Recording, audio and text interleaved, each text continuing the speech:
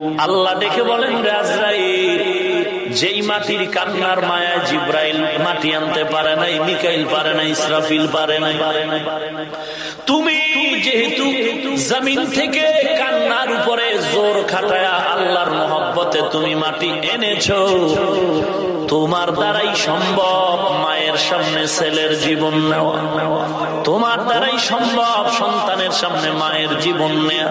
আমি আল্লাহ আজই তোমাকে দায়িত্ব দিয়ে দিলাম, মানুষের মরণ জয়ী যুদ্ধে যেন তুমি বিজয়ী হতে পারো। পয়গম্বর আদমকে আল্লাহ বানালেন, বানাবার পরে আল্লাহর ডান হাত, কুদরতি হাত আদম নবীর পৃষ্ঠে দেওয়ার পরে পিপিলিকার সুরতে মানুষের আত্মাগুলো বের করলেন। কেউ লিখেছেন কুদরতি হাতের একবার আঘাত করে পুরা আত্মা তৈরি করেছেন, কেউ লিখেছেন না, আল্লাহ দুইবার হাত মেরেছেন আদমের পৃষ্ঠে। প্রথমবার হাত আল্লাহর কুদরতি হাতের ছোঁয়ায় বেরিয়ে এলো মুমিনের আত্মা পিপিলিকার সুরতে। দ্বিতীয়বার যখন আল্লাহ কুদরতি হাত রাখলেন তখন আত্মা বেরিয়ে এলো বেদিনদের আত্মাগুলো। সব আত্মাগুলো আল্লাহর কাছে রাখলেন, আর আল্লাহ পাক নিজে শিক্ষক হলেন, আর আত্মাগুলোকে ছাত্র বানালেন।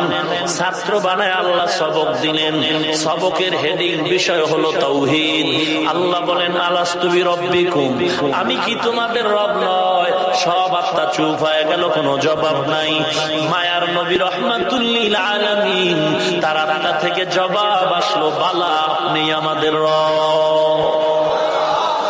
রাহমাতুল লিল আলামিন জবাব দেওয়ার পরে ভিন্ন ভিন্ন আত্মার থেকে জবাব আসলো, বালা, আপনি আমাদের রব। এরপরে বেদিন বেঈমানরাও বলল, বালা, আপনি আমাদের রব। আল্লাহ ভালো করে জানে বেঈমানরা যে আমারে রব বলে চিৎকার দিল, কি দুনিয়ায় যাওয়ার পরে আর আমি আল্লাহর বিরুদ্ধে কথা বলবে। আল্লাহ জানেন, ভালো করে জানেন।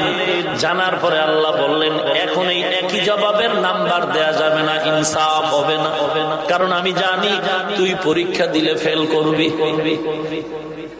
তাহলে কি করা যায়?